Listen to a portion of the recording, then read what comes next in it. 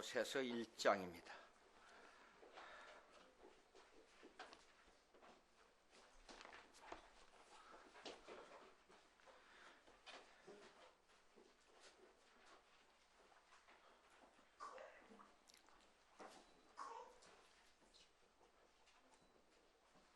(13절로부터) 17절까지 교독하겠습니다. 13절로부터 17절까지.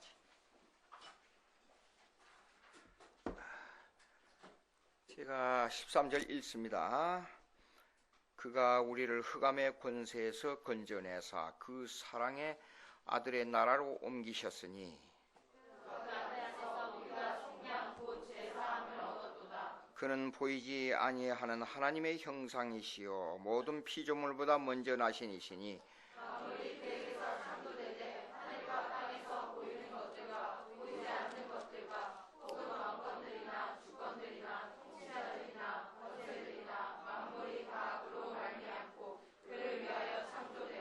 다 같이 읽겠습니다. 또한 그가 만물보다 먼저 계시고 만물이 그 안에 함께 섰느니라. 아멘.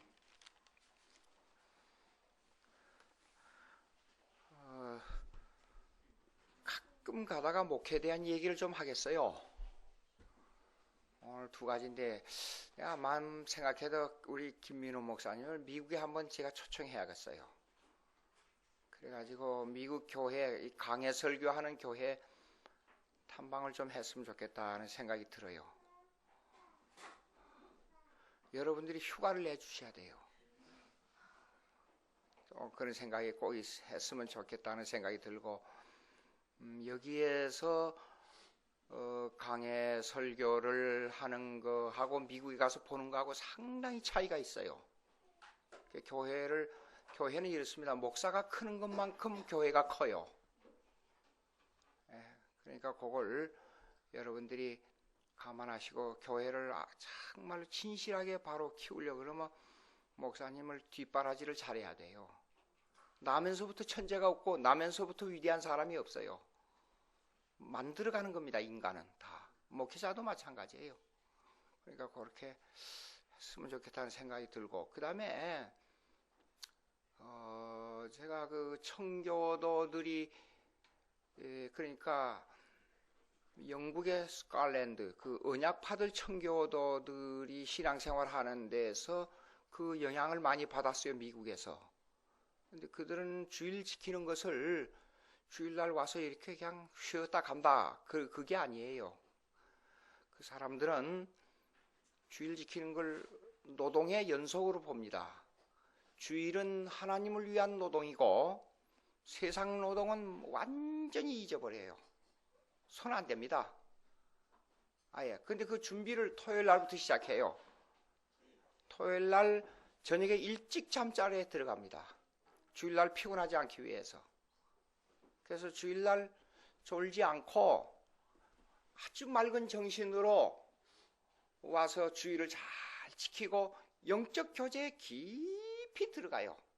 말씀을 깊이 나누고 그리고 오후 쉽게 말해서 일종의 일과입니다. 주일의 일과가 끝나기까지 교회를 안 떠나요. 아침에 왔다가 이렇게 깊은 영적 교제를 하면서 정신을 맑게 하고 그래요. 그러니까 어떤 완전히 규칙적으로 다 정해져 있어요. 한국 사람들 주중에 철학기도 한다고 매일 저녁 와서 밤늦게까지 자고 직장에 가서 졸고 주일날 와서 졸고 그거는 하나님의 노동을 깨는 겁니다. 여러분 사계명 자세히 보세요. 그 안식일 개념의 조건이 뭐냐면 6일 동안 열심히 일하고 그랬어요. 예? 그리고 토요일날 저녁에 푹 쉬어야 돼요. 아니 일에 대한 일반 일에 대한 노동을 완전히 끊고 쉬어야 돼요. 쉬고 맑은 정신으로 주님의 노동을 위해서는 육신의 피곤함을 없애야 돼요. 그 다음에 육신의 피곤함을 언젠간 시키면 강의가 나올지 모르겠습니다만은 제가 그 평신도를 위한 기독교란 무엇인가 조그만 책자가 있어요. 근데 거기에 이 내용이 나옵니다. 그래서 노동의 구분을 어떻게 해야 되느냐? 영적으로 하나님을 위한 노동의 안식일 노동이 뭐냐? 하나님은요, 우리를 너무너무 사랑해서 6일 동안 나를 위해서 마음대로 살게 해줬잖아요. 그렇죠? 그걸 이용해야 돼요. 그리고 주일날에 대해서는 영적인 노동을 위해서 우리가 준비를 또 해서 하나님과의 영적 깊은 교제로 들어가면 얼마나 그것이 정말로 기쁨을 누립니다. 영적 생활에서 주의를 바로 지키는 미국에서 그 통계가 나왔는데 오래전에 읽어서 어느 잡지에서 나왔는가 난 기억이 아마 크리스천티 투데이인가 같아요. 나온데 그렇게 주의를 규격 있게 지내면 노동을 규격 있게 지낸 사람이 보통 예수를 안 믿는 사람보다도 생명이 7년이 더 길었어요. 통계가 나왔습니다. 그러니까 여러분들이 이 세상에서 편히 좀 건강하게 살고 싶으면 주의를 잘 지켜요. 더 중요한 게 뭐냐 그러면 하늘나라에 상을 쌓고 하나님께 영광이 되니까 얼마나 좋아요. 그렇잖아요?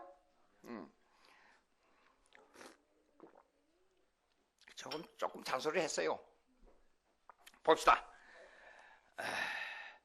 골로새서 1장 13절부터 흑암의 권세와 하나님 나라입니다.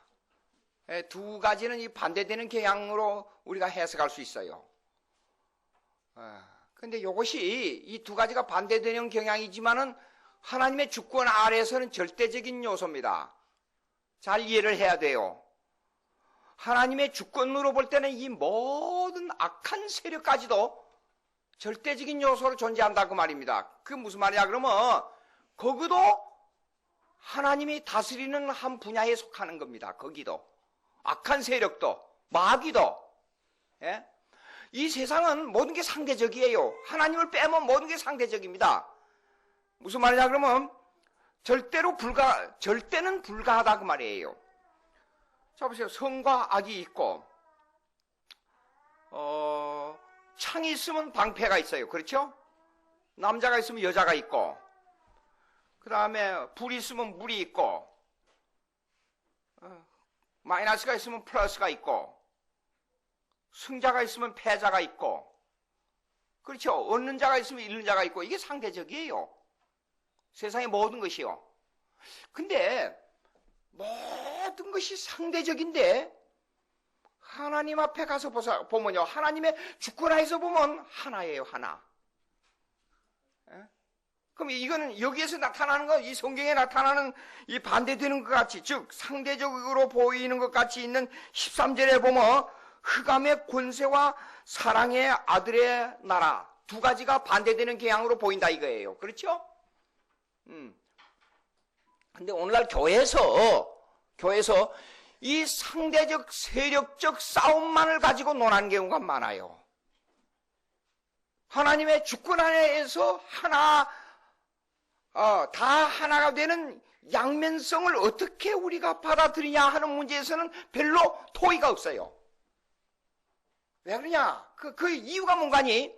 특별히 개혁파 신학에서 말하는, 즉 칼빈주의가 말하는 하나님의 주권 신앙인 신적 작정의 교리, 예정론의 교리가 약하기 때문에 그래요. 예정론의 교리가 약하기 때문에 그렇습니다. 어떤 의미에서 가룟 유다는 필요악이에요. 가룟 유다가 있어야 예수님이 십자가에 못 박혀 죽이도록 예정이 되어 있다 그 말이에요. 예? 자, 잘 생각해 봅시다. 예, 하나님의 절대성을 말할 때는 우리가 이렇습니다. 하나님은 한 분만 계신다. 생각해 보세요. 하나님의 인격은 그분만, 하나님의 인격은 절대적이어야 돼요. 하나님의 인격은 삼일체 하나님을 말할 때 하나님의 존재 무소부재 안 계신 곳이 없어요. 절대적입니다. 그렇죠? 예. 또 그 다음에 하나님의 능력 전지전능하다고 말이에요. 모든 걸 다 알고 계시고, 예? 이거 절대적입니다. 하나님의 지혜, 하나님의 권능, 이게 절대적이에요. 근데 우리가 상대적 인생을 살면서 이 절대적인 개념을 어떻게 받아들이고 어떻게 적용하느냐, 요 문제를 생각할 때 우리가 현실 신적 작정의 교리, 예정의 교리를 이해하지 못하면 이걸 받아들이는데 대단히 어려움이 있어요. 그렇기 때문에 이걸 이해하지 못하면 어떤 문제가 생기느냐? 여러분들이 그 말씀 드렸죠. 알미니안주의, 플라기우스주의로 기울어진다 그 말이에요. 인간 이성을 생각하는데 재밌는 게 있어요. 미국에서 목회할 때 설교를 하고 끝났어요. 끝났는데 목사님 말씀을 들으니까 참 그런 것 같은데 또 돌아서 생각하면 전혀 은혜가 안 되는 것 같습니다. 그게 뭐예요? 그랬더니 예수 믿는데 성령의 역사로 말미암아 예정된 자를 구원을 우리에게 적용하는 데 있어서 내 의지가 하나도 없다는 거예요. 예? 내 의지가 하나도 없는데 은혜가 안 된다는 거예요. 내가 뭘 해야 은혜가 되지 않느냐 이게요. 맞아요? 잘 생각해봐요. 내가 함으로.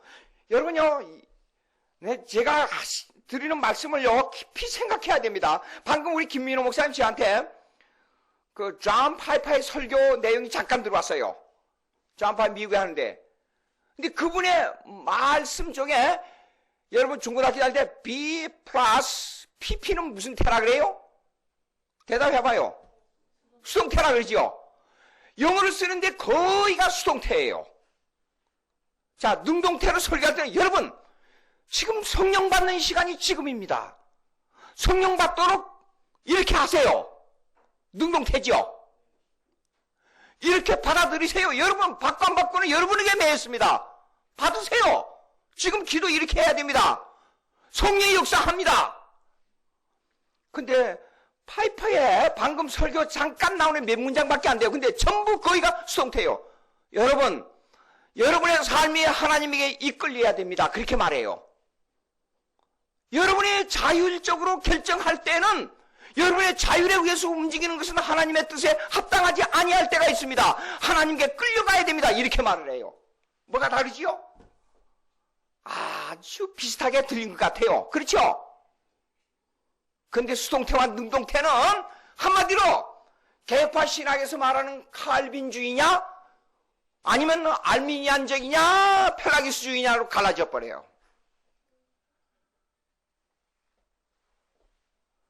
자, 하나님의 심적 작정의 교리, 예정의 교리를 바로 이해하는 것은 현실 적용에 있어서 아주 중요한 문제입니다. 상대적 교리를 가지고 하나님을 이해하려고 하느냐? 절대적 교리를 받아들이냐 하는 문제예요. 절대적 교리를 받아들이도록 하는 문제는 절대적으로 받아들이는 교리는 절대적으로 수동태가 돼야 된다 그 말이에요. 절대가 절대를 낳는다 그 말이에요. 예? 여기 조금 말이 좀 어려운데 이해가 잘 되실 줄로 믿습니다.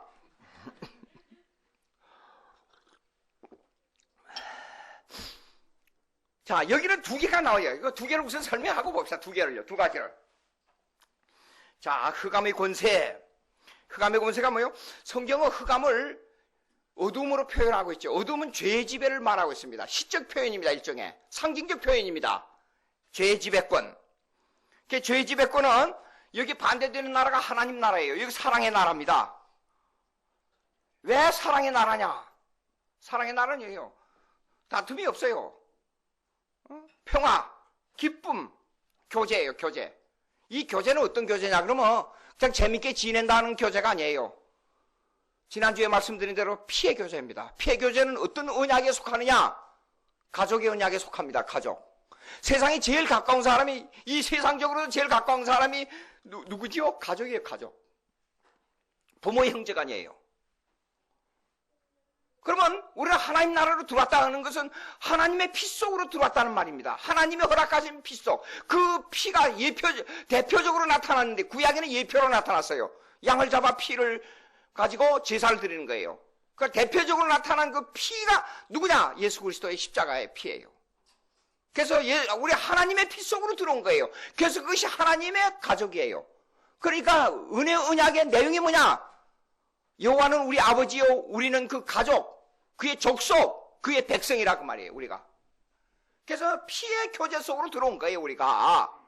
세상에서도 가장 가까운 사람이 아, 예수님이 그랬잖아요. 아, 형제 누이 얘기하니까 누가 나의 형제고 누가 나의 누이냐, 누이 가족이냐. 나와 같이 하지 않고 나의 형제 누이 가족이 아니라 그랬잖아요, 예수님이 직접. 우리 교제 속으로, 하나님의 피의 교제 속으로 들어온 겁니다. 자, 그러면 흑암의 권세, 지배의 권세는 뭐냐? 그러면 이 피의 교제 속 평화가 넘치고 사랑이 넘치고 서로 주고받는 이런 교제 속에 밖에 있기 때문에 그걸 반대 상대적으로 생각해 보자고요. 그건 다툼, 미움, 싸움, 시기, 질투가 막 있는 것이에요. 근데 우리 교회 안에 들어오면 평화가 있고 기뻐하고 사랑하고 서로 좋아해야 되잖아요. 근데 왜 교회 안에도 다툼이 있지요? 아직 성화가 안 돼서 그래요. 그럼 완전 성화는 언제냐? 하늘나라에 가면 완전 성화예요. 그런데 여러분이 몰라서 그렇지, 싸우는 교회가 더 사랑이 많은 곳이에요? 평화로운 예수 믿지 않는 곳이 더 평화로운, 더 좋은 평화로운 곳이에요? 싸울지라도 교회에 오는 곳이 보면 더 평화롭고 더 사랑이 많은 곳이에요. 실제로 가보면 예수 안 믿는 사람들하고 같이 지내보면 마음이 안 통해요. 오래전에 초등학교 동창생들이 여기 좀 서울에 몇이 있어요. 과거에 다 한가라씩 했던 사람이에요. 거기에는 중간쯤 100대 기업에 들어오는 CEO 회장도 있었고, 고려대학교 법대를 졸업하고 고시를 봐가지고 있다가 어느 로펌을 뭐라 그래요? 어느 이 변호사 그 기업 변호사 그 회를 만든 그 대표도 있고 그래요. 그래서 만나자 그래서 하도 만나자 그랬는데 또 거기에 안수 집사 했던 제 친구가 거기에 지금도 안수 집사 하고 있어요. 만나는데 둘이 앉아서 다른 사람들 내버려도 둘이 앉아서 싹싹싹싹 뭔 얘기를 귀에다가 대고 하니까 그 사람들이 그러더라고요. 저를 보고, 아니 예수 믿는다고 왜 둘이만 그렇게 통하느냐고 그래요.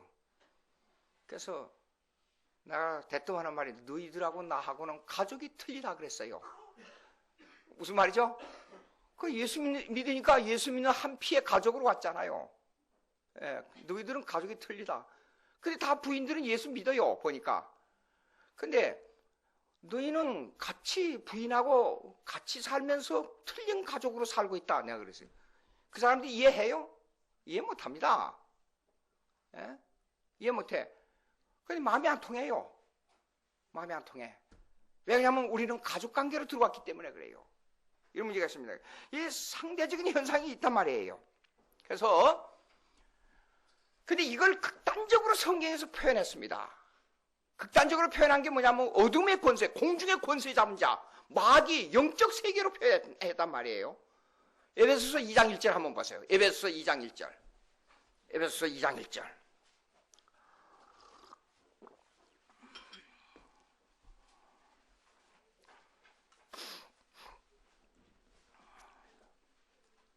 에베소서 2장 1절. 다 같이 읽어봅시다. 시작. 허물과 죄로 죽었던 너희를 살리셨도다. 그리고 그 다음에 읽어보세요. 시작.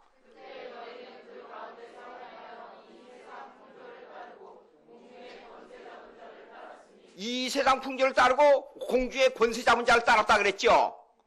그러니까 이건 영의 세계로 하나님의 영적 세계하고 완전히 분리를 딱 해놓은 거예요. 근데 이거는 우리가 인식이 빨리 돼요, 교회에서. 그러면 이 어둠의 세력이 뭐냐 하는 것을요, 이 죄의 세력으로 말하고 있습니다. 또 한번 찾아볼까요? 또 잠언 4장 18절 한번 보세요. 잠언 4장 18절. 잠언 4장 18절. 잠언 4장 18절, 19절.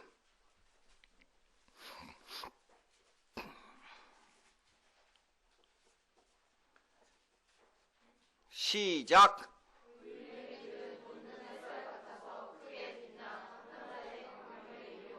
예, 또.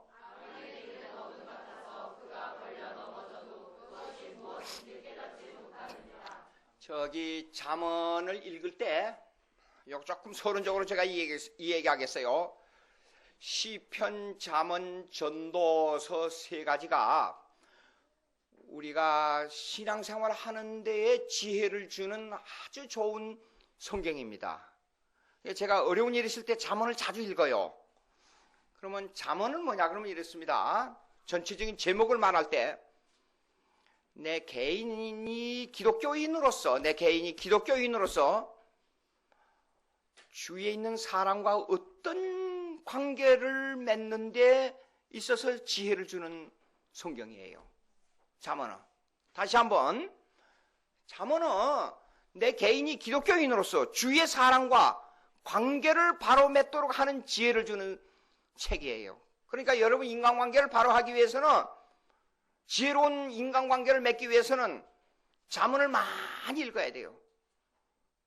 부모와 자식 간의 관계를 어떻게 맺어가느냐, 친구의 관계를 어떻게 맺어가느냐, 남편과 아내의 관계를 어떻게 맺어가느냐 하는 문제예요. 잠언을 많이 읽어야 돼요. 그 다음에 전도서는 개인, 기독교인이 하나님과의 관계를 어떻게 지혜롭게 맺어가느냐 하는 문제입니다. 하나님과의 관계를 어떻게 지혜롭게 맺어가느냐 하는 문제입니다. 네. 그러면 이 문제는 구체적으로 이렇습니다. 잠언과 전도서는 영적 세계, 악한 영적 세계와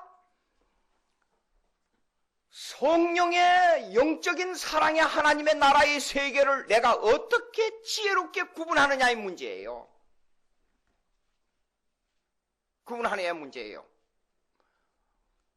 그런데 욥기서를 읽어보면 이런 게 있습니다. 욥기서는 우리가 이해 못할 말들이 무수히 나와요. 거기는 시적으로 잠언, 전도서, 욥기 전부 시로 되어 있습니다. 그래서 잠언은 대부분 대꾸법으로 시로 되어 있습니다.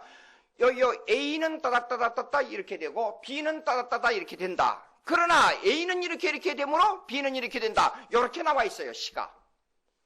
히브리어를 신학교 들어가서 히브리어를 공부하면 여러분들이 이해할 수 있는데, 히브리어를 강의할 수 있는 입장이 여기서 못 되고, 어쨌든 그것만 알고 있어요. 그러니까 방금도 한국말 읽을 때 대꾸법으로 되어 있다는 걸 느낄 거예요. 이건 이런데 저건 저런 다 이런 식으로. 자, 그런데 욥기서를 읽어보면 시적인 내용이 너무 깊어서 한 번에 주룩주룩 못 읽어요. 천천히 글자 하나하나를 뜯어가면서 읽어야 돼요. 거기에는 엄청난 내용들이 들어있습니다. 우리가 신앙적으로 깊이 들어가는 것은 하나님의 주권사상이에요. 근데 욥기는 우주론적 하나님의 신관이 들어있어요. 욥기에는. 처음에 예수 믿을 때 욥기서를 읽을 때는, 처음에 예수 믿고 욥기서를 읽을 때는 욥기가 회개해야 할 이유를 우리가 이해 못합니다. 절대로. 분명히 세 사람, 세 친구와의 관계에 있어서 욥은 의로운 사람이에요. 근데 왜 욥이 회개해야 되느냐, 이 문제가 나와요. 욥이. 그렇기 때문에 하나님의 주권 아래서 자기를 바라볼 때는 우리가 이해 못하는 게 있어요. 그러니까 제가 가끔 얘기하잖아요. 하나님의 뜻은 내가 생각하는, 인간의 공의로 생각하는, 인간의 정의로 생각하는 정반대 방향에서 올 때가 많다는 겁니다. 유명한 선교사들은, 유명한 신앙인들은 모든 일을 하나님의 뜻으로 받았고 인간의 의지로 가지고 반응하지 않았어요. 예? 여러분, 성경에서 말하는 순종이 제사보다 낫다는 말을 깊이 이해해야 됩니다. 예? 순종은 내 의지가 아니에요. 하나님의 의지에 굴복하는 겁니다. 그러나 제사는 내 의지가 들어가는 겁니다. 그렇기 때문에 깊은 신앙은 섭리론자예요.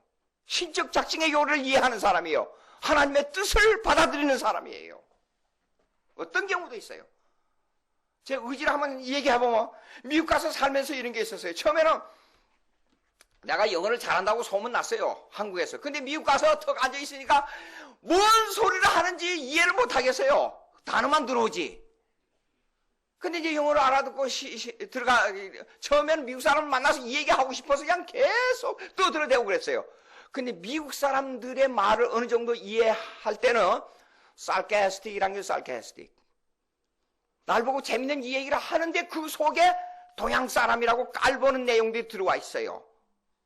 그 단어로만 가지고는 이해가 안 돼요, 그게요. 그럴 때는 미국 사람 만나기가 싫어요. 만나기가 싫어요.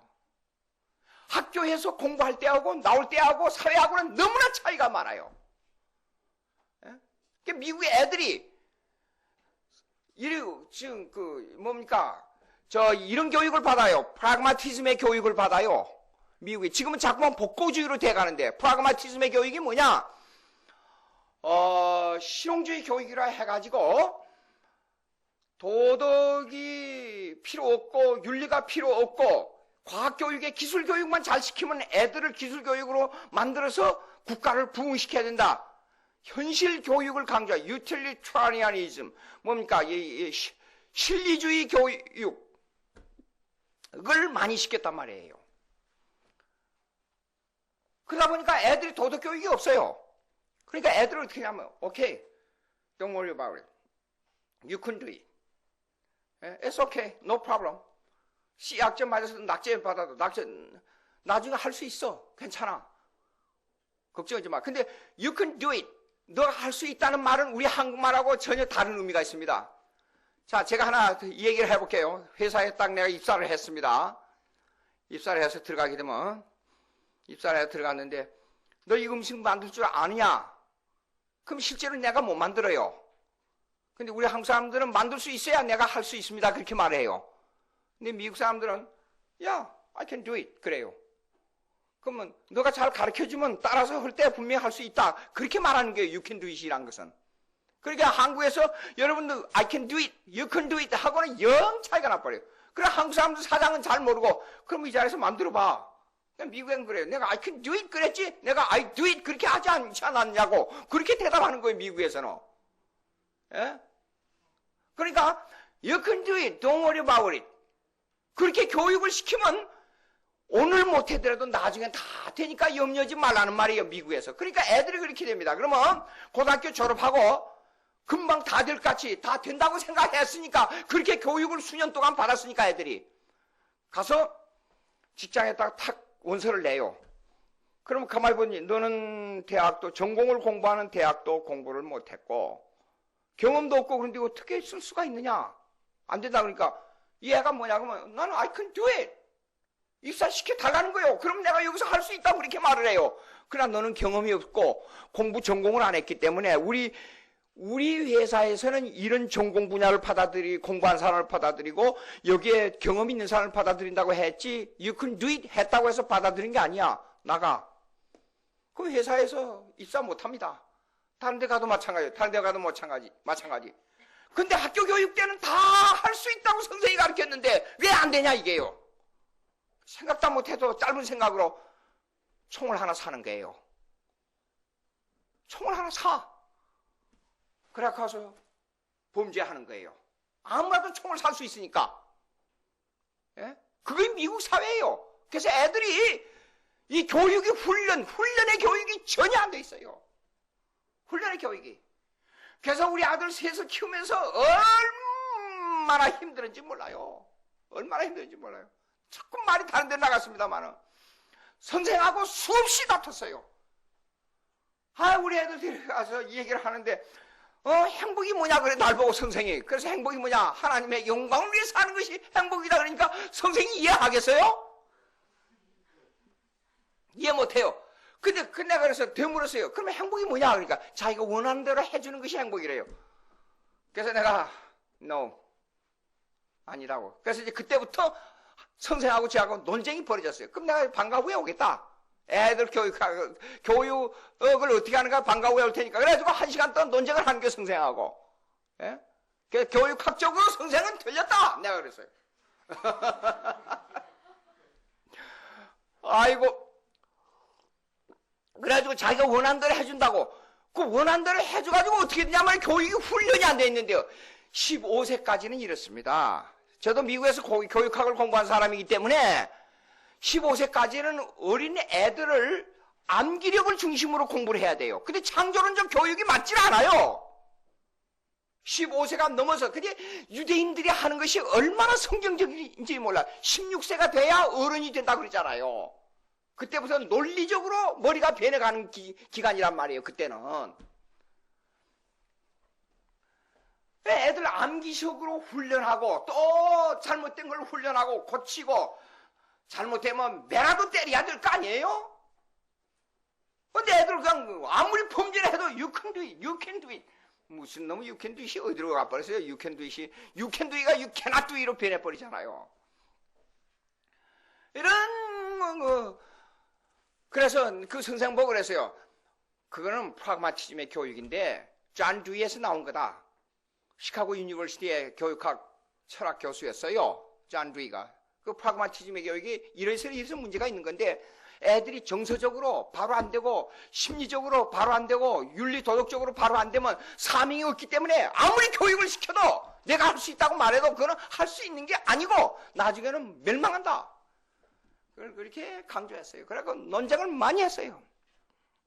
그러니 집에서 가르치는 거 하고. 그래서 우리 딸 애가, 큰 딸 애가요, 아버지는 대단히 무서운 사람으로 생각하고 있어요. 저를. 학교 선생들은 쉽게 말해서 온상에다가 you can do it, you can do it, you can do it 그렇게 가르쳤잖아요. 근데 아버지는 그게 안 돼 그러거든요. 예? 이런 문제가 있습니다. 무슨 얘기하다가 지금 갔습니다. 자 보세요. 그럼 공주의 권세 잡은 자, 공중의 권세 잡은 자로 들어갑시다. 요한일서 한번 보세요. 1장, 요한일서 1장 5절. 요한일서 1장 5절.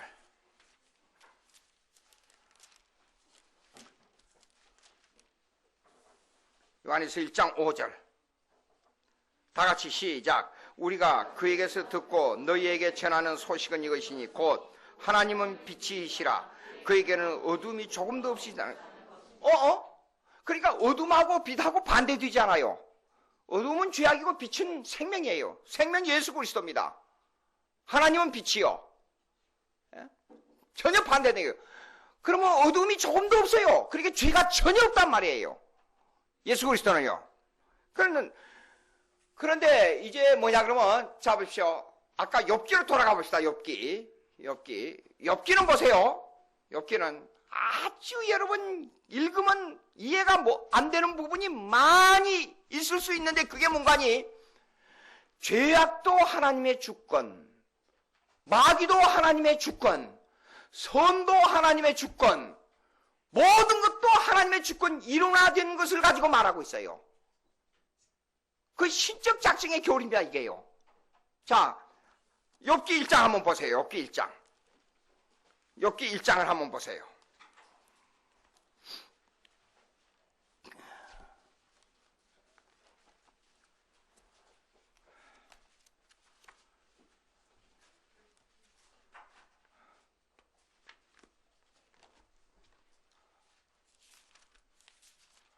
욥기 1장입니다. 욥기 1장 7절 한번 보세요. 6절부터 읽는 게 더 이해가 좋겠습니다. 6절 다 같이 읽습니다. 시작. 하루는 알들이 와서 여호와 앞에 섰고 사탄도 그 아들 가운데 손지라. 아니 우리가 언뜻 생각하기에는 사탄이 하나님 앞에 감히 와서 설 수 있겠다고 생각했어요? 아니에요. 근데 하나님의 주권 밑에서는 사탄하고 하나님하고 아주 깊은 내통을 하고 있어요. 근데 그걸 갖다가 신학적인 용어로 이렇습니다. 허용적이라 그래요. 허용적. permissive decree라 그래요. 허용적이란 뭐냐 그러면 그 영역, 사탄은 그 영역, 하나님과 교제가 없는 영역 안에서 통하고 있는 거예요. 즉 피의 교제 관계로 못 들어오고 하나님과 서로 내통하고 있는 거예요. 그런데 이 일은 자기 의지대로 움직이니까 사탄이 자기 마음대로 하려고 그래요. 하나님과 반대되는 길을 가려고 그래요. 그래 그 길을 테리토리, 이 구역을 정해놓은 그 영역 안에서 마음대로 움직이게 내버려 두고 그걸 사용해요. 하나님이 사탄을. 그 사용한 내용 보자고요. 7절 한번 봅시다. 7절 다 같이 시작. 여호와께서 사탄에게 이르시되 내가 어디서 왔느냐? 사탄이 여호와께 대답하여 이르시되 땅을 두루 돌아 여기저기 다니나이다. 제 마음대로 다녔어요. 그러다가 9절 한번 봅시다. 9절 다 같이 시작. 사탄이 여호와께 대답하여 이르되 욥이 어찌 까닭없이 하나님을 경영하리까. 10절 주께서 그와 그의 집과 그의 모든 소유물을 울타리로 두르심 때문이 아니니까. 주께서 그의 손으로 하는 바를 복되게 하사 그 소유물이 땅에 넘치게 하셨습니다. 주께서 했다는 거예요. 근데 보자고요. 가만히 읽어보세요. 하나님의 영역 밖에 결정한 데에서 지금 움직이고 있잖아요. 여기가 사탄이. 그런데 보자고요. 12절 다 같이 시작. 여호와께서 사탄에게 이르시되 내가 그의 소유물을 다 내 손에 맡기노라. 다만 그의 몸에는 손대지 말지니라. 사탄이 곧 여호와 앞에서 물러가니라. 그러고 나서 물건 다 뺏어버렸잖아요. 집안 다 망하게 했잖아요. 잡으세요. 그러니까 이걸 갖다 허용적이라 그래요. 사탄의 움직임을, 이 악마의 움직임을, 영의 권세 잡은 움직임을 하나님과 다 내통하고 있으면서 하나님이 그걸 허용적으로 사용한다 그 말이에요. 그러니까 오늘 뭐야 그러면 이 제목이 이래요. 두 영역이에요. 두 영역. 두 영역인데 하나의 주권 아래 있단 말이에요. 내용이. 그러면 우리가 단적으로 우리 편에서 단적으로 하나님의 자녀 편에서 단적으로 볼 때는 사실상 두 영역이 이 다툼, 상대적 다툼에 있어요. 마귀의 세력과 성령의 세력이에요. 하나님의 나라와 흑암의 세계입니다. 죄와 성령의 세력, 다툼이 있어요. 근데 올라가서 하나님의 주권 안에서 보면 뭐냐 그러면 하나의 영역 안에 있어요. 하나의 영역 안에.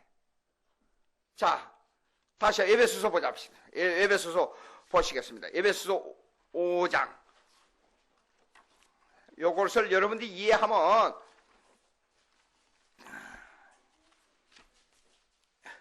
5장 8절 한번 보세요. 에베소서 5장 8절.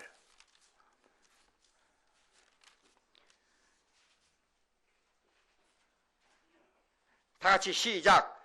너희가 전에는 어둠이더니 이제는 주 안에서 빛의 자녀들처럼 행하라. 그리고 9절 다 같이 빛의 열매는 모든 착함과 우령과 진실함이 있느니라. 아하! 이제는 뭐예요? 어둠의 자녀예요. 어둠의 자녀가 어둠을 죄로 표시한다 그랬죠. 죄의 자녀입니다. 죄의 자녀는 피의 자녀, 언약의 자녀 속으로 못 들어왔어요. 예.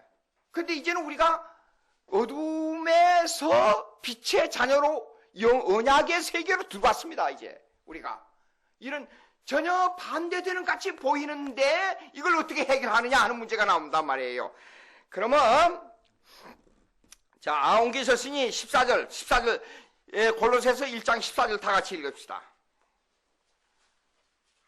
그런 먼저는 흑암의 세계, 죄의 세계에서 이제는 옮겼잖아요. 사랑의 하나님 나라로 옮겨졌으니 이것은 헬라어로 보니까 이렇게 나와 있더라고요. 헬라어로 보니까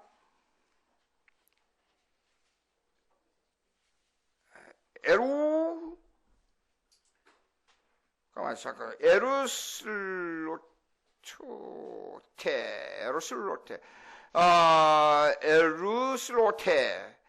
이 말은 뭐냐면 가만히 보니까 오테니까 과거형이에요. 과거형. 과거에 이렇게 돼버렸어요. 여러분들 지금 하늘나라로 옮겨졌어요. 여러분들이.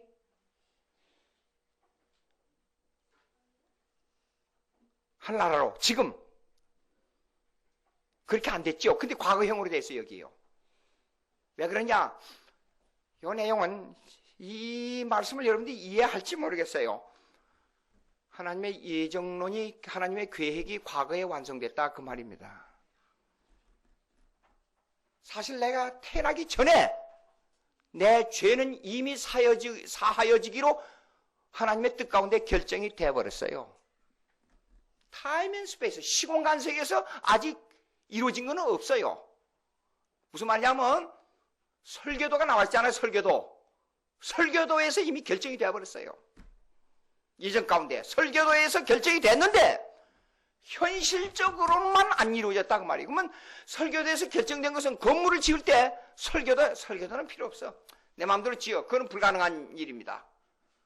특별히 일반 설교도도 그런데 하나님의 예정론에서 볼 때는 모든 만물, 모든 하나님의 뜻, 모든 결정, 모든 역사는 하나님의 설계도에 의해서 이루어져 가요.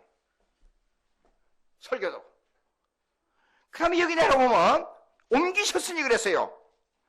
메테스, 테신, 이것도 과거로 되어 있어요. 이걸 번역해보니까 이것도 과거로 되어 있어요. 그러니까 하나님 나라로 옮겼다 하는 것도 과거형으로 끝나버렸어요. 과거형으로. 그러니까 여러분들 죄는 사실상 하나님 나라로, 죄가 하나님 나라로 옮겨서 죄가 사해진 것은 이미 과거에 결정된 사항이에요. 옮겨졌으니. 예? 자, 여러분, 그럼 하나님이 악한 사람들이지, 악한 사람들, 악령들.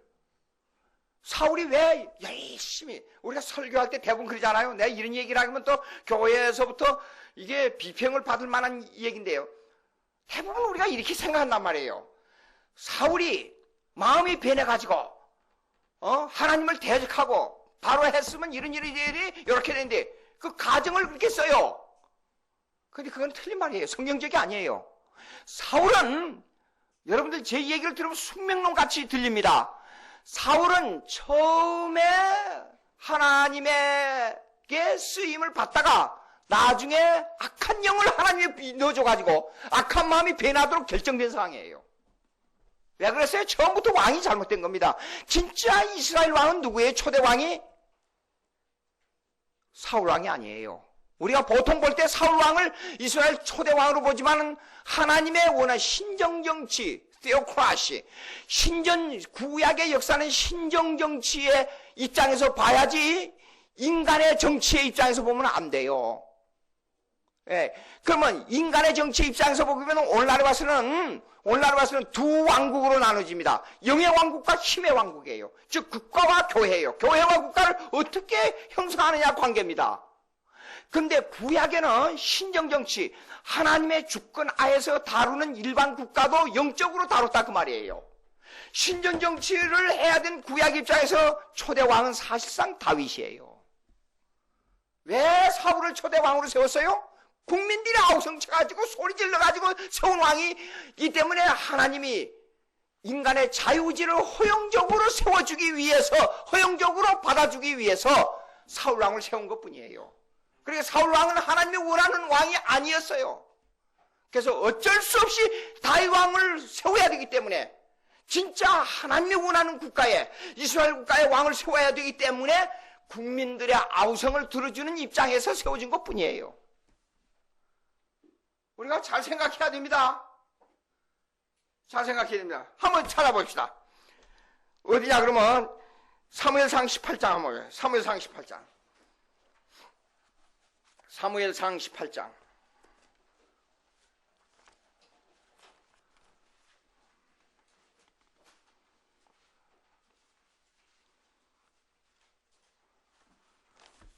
찾았어요? 사무엘상 18장. 440페이지인가 봐요. 구약. 사무엘상 18장. 10절 봅시다. 10절. 441페이지네. 18장 10절. 다 같이 시작. 늘 하나님께서 부리시는, 자 보세요. 악령을 부리신다 그랬어요. 하나님이. 분명 우리가 인식 속에서는 악령이 하나님과 대적관계에 있지요. 그러나 하나님의 주권 아래에서는 하나입니다. 악령도 하나님의 주권하에 있고, 성령도 하나님의 주권하에 있고, 성도들도 하나님의 주권하에 있고, 믿지 않는 사람들도 하나님의 주권하에 있어요. 자, 부리신 악령이 그 다음에 다 같이 시작. 사울에게 힘있게 내리매 그가 집안에서 정신없이 떠들어대므로 다윗이 평일과 같이 손으로 수금을 타는데 그때 사울의 손에 창이 있는지라. 사울이 악한 사람으로 변한 이유는 하나님이 허용 가운데 있기 때문에 그래요. 이걸 여러분들이 잘못 생각하면 하나님이 악의 창조자로 생각할 수가 있어요. 그게 아닙니다.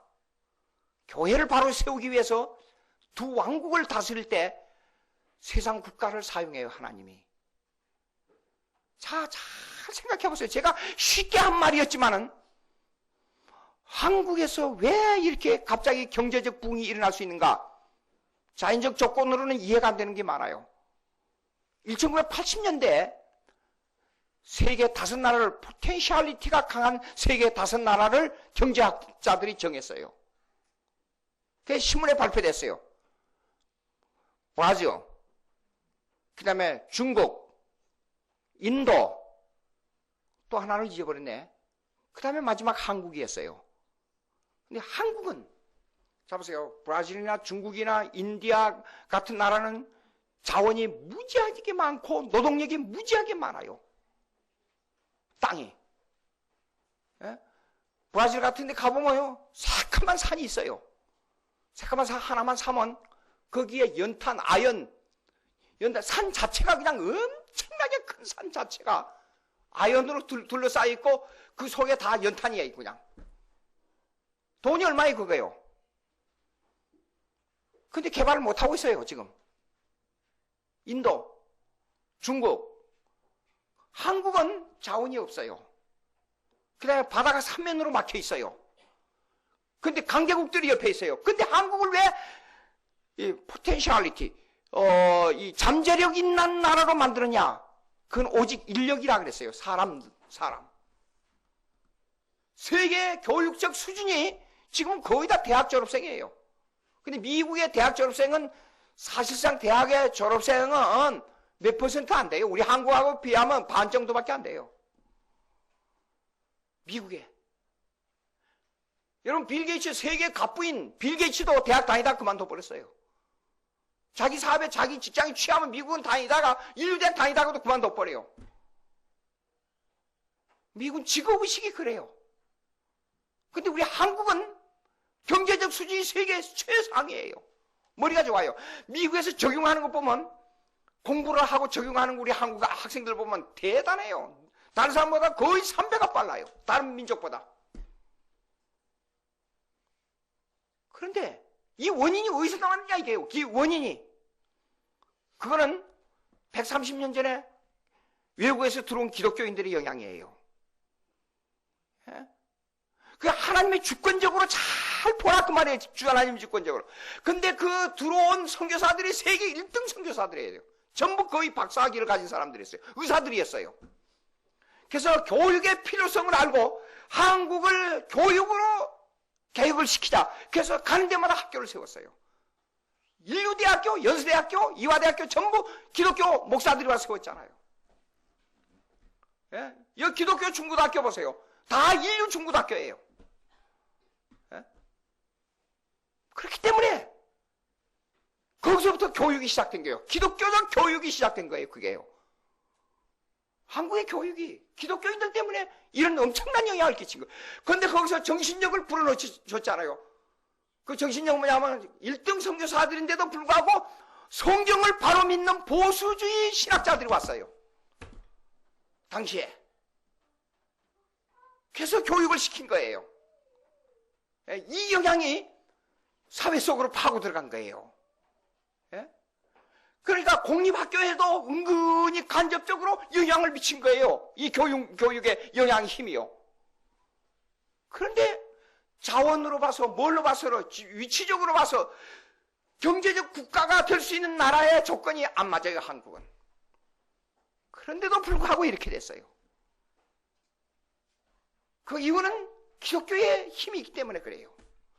그래서 제가 이런 말씀을 드리면 여러분들이 꿈만 꾸고 있다, 그렇게 생각할지 모르지만은 제 말씀 잘 들어보세요. 하나님의 주권적 입장에서 보자고요. 기독교가 부흥하면 반드시 세계 우등 가는 나라가 됩니다. 그런데 저는 이런 꿈을 꾸고 있어요. 내 평생에 그걸 꿈을 달성하고 죽었으면 좋겠어요. 빨리 통일되면 한국에다가 신학교를 세우고 개척교회를 만들고 싶어요. 그렇게 되면 반드시 우리가 중국을 점령합니다. 그리고 인도를 점령합니다. 러시아를 점령합니다. 복음의 아주 힘센 이 용광로 같은 불의 씨앗이 대륙으로 바로 다 있는 나라는 21세기 들어서 한국밖에 없어요. 퍼져나갈 수 있는 힘은. 자 보세요. 미국이 선교사를 보려면 전부 바다를 건너야 돼요. 그렇잖아요.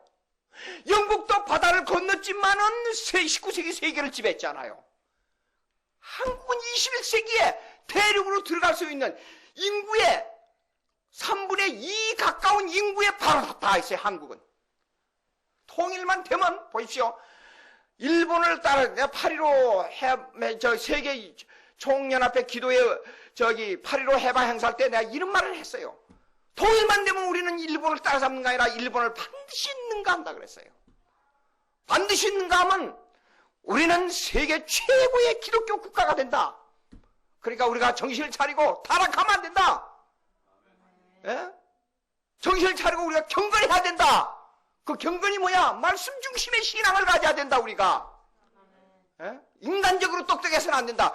그러면 중국을 점령하면 2000년 교회사를 제가 연구해 보니까 선교를 받은, 잡으세요. 19세기 때 영국의 선교는 마약 문제 때문에 중국 선교, 영국에서 실패했잖아요. 실패한 선교를 우리가 감당한단 말이에요. 한국 사람들은 헌신적입니다. 가난해서 자랐기 때문에, 어려운 데서 일어났기 때문에, 중국 선교를 점령하게 되면, 일본적으로는 아무것도 아닙니다. 일본은 마귀의 나라입니다. 일본에 가서 강의하러 갔더니, 세상에 엄청난 교인들이 모였다는데 15명 모였어요. 예? 그런데 이렇게 많이 모였다 그래요. 그런데도 신앙이 들어간 사람들은 이래요. 한 가지. 그러니까 일본이 아마 그것 때문에 그런지 모르지만, 울고 난리가 났어요. 안 떠나요, 안 떠나요. 강의 2시간 해도 안 떠나요. 신앙이 들어간 사람들은.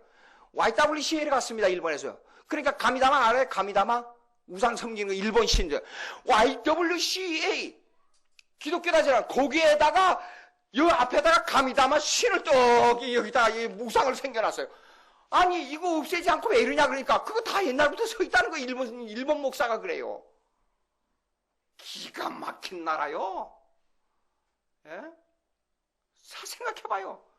근데 인도에 저는 우연히 알게 된 길거리 가다가 만난 사람인데 카우리 목사, 인도 사람 카우리 목사예요. 그 사람을 힌두교, 일본 인도에서 섬기는 신이 힌두교지요. 소를 섬기는데, 예, 이 사람들이 가차하다가 그 주위에 있는 사람들을 그 자기 친구들이 죽고 자기도 잡혀가지고 이 살이 온몸이 찢어졌어요. 성교비를 좀 보내다가 나 너무 돈이 없어 지금 못 보내고 있는데요. 거기다가 한 20개 가까이 교회를 지어줬어요. 근데 한 교회 짓는데 돈이 얼마인지 알아요? 500만 원밖에 안 들어요. 우리나라 돈으로. 예? 친구들한테 모금해갖고 보내줬는데 그 와서 온몸이 얻어맞아가지고 그래가지고 자기 집이 다 불타버리고 가족들도 잡혀가지고 한 달 만에 돌아오고 이런 엄청난 순환을 당하고 있어요.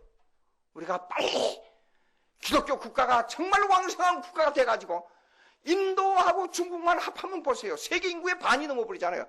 소련만 합하면 세계 인구의 거의 3분의 2예요.